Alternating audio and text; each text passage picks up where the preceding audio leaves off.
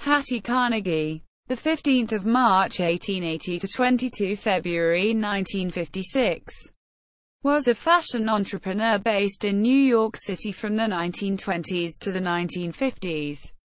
She was born in Vienna, Austria-Hungary as Henrietta Kanengeiser. By her early 20s, Hattie had taken the surname Carnegie as an homage to Andrew Carnegie, the richest man in the United States at the time. Born into poverty, Carnegie was the second of 7 children born to Hannah, née Kraenzer, and Issac Kanengeiser. When Hattie was a young girl, the family emigrated to the United States, settling on the Lower East Side of Manhattan. She attended public school until her father died in 1902.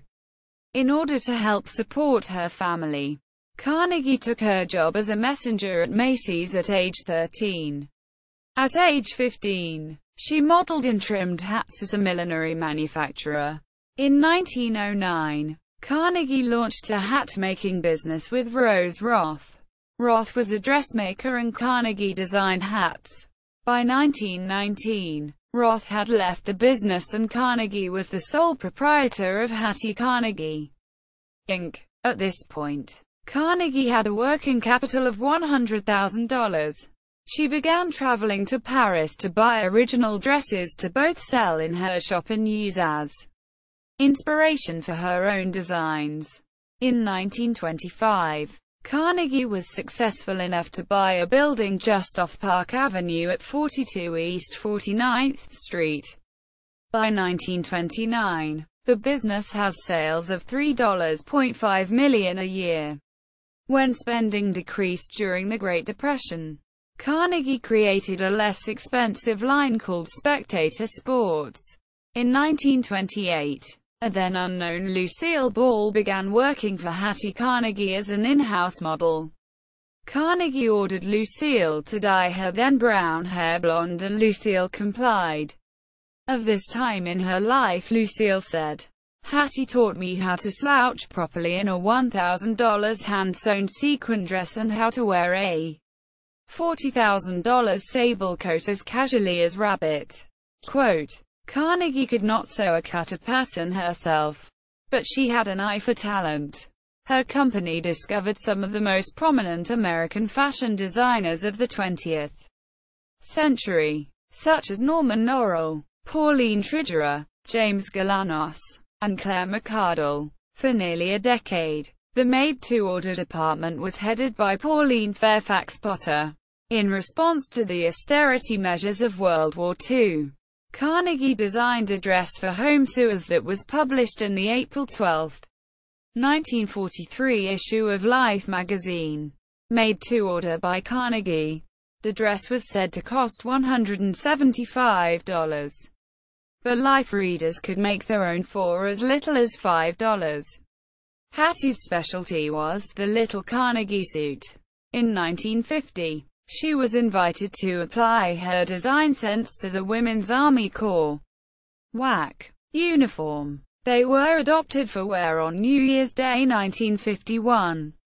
On the 1st of June 1952, Hattie received the Congressional Medal of Freedom for the WAC uniform design and for her many other charitable and patriotic contributions.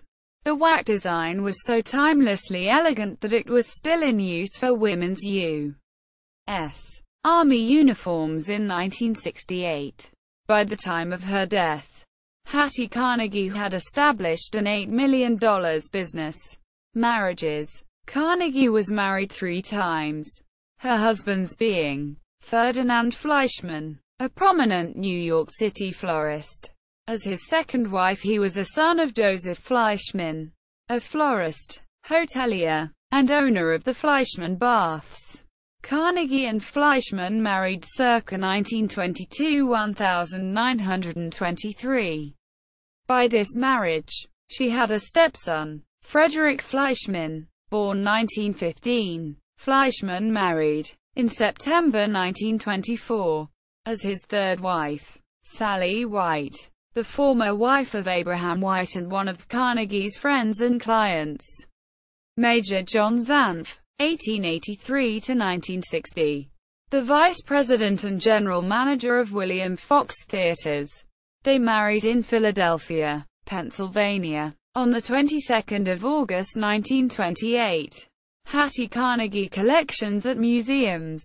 Hattie Carnegie designs are in the collection holdings of the Costume Institute at the Metropolitan Museum of Art in New York, and at the Museum of Lifestyle and Fashion History in Boynton Beach, Florida. An exhibit of the dresses shown at the boutique of Hattie Carnegie was mounted at the Fashion Institute of Technology in 1996. The exhibit, Hattie Carnegie, American Style Defined, was curated by Professor Rose Simon.